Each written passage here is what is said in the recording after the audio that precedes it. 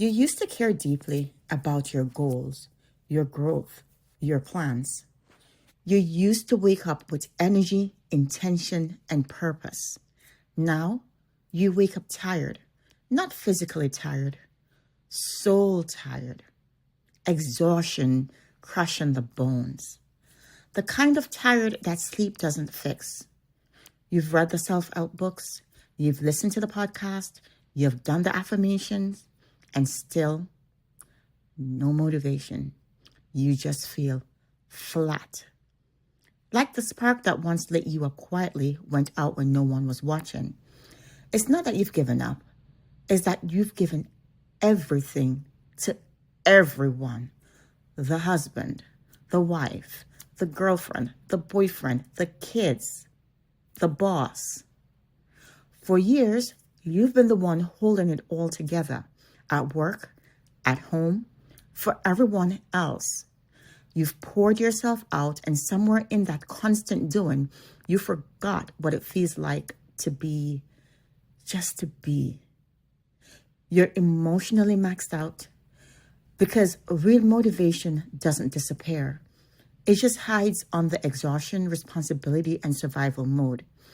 It's hard to dream when your nervous system hasn't had a rest day in years. It's hard to feel creative when your body's still waiting to feel safe. We're told to push harder, set bigger goals, hustle, stay disciplined. But what if discipline isn't what you need right now? What if what you really need is permission? Permission to rest, to breathe, to just not have a 5-year plan for once. Because motivation doesn't come from more pressure. It returns when you finally feel safe enough to slow down. When you stop proving your worth through what you produce. When you stop demanding progress from a body that's begging for rest. A body that's begging for peace. You haven't lost your drive. You've just been running on fumes. And your body, your heart, finally called time out. So instead of asking, how do I get my motivation back? Just ask and listen. What part of me is exhausted from being ignored? Maybe it's your joy. Maybe it's your creativity. Maybe it's the part of you that loved doing things just because.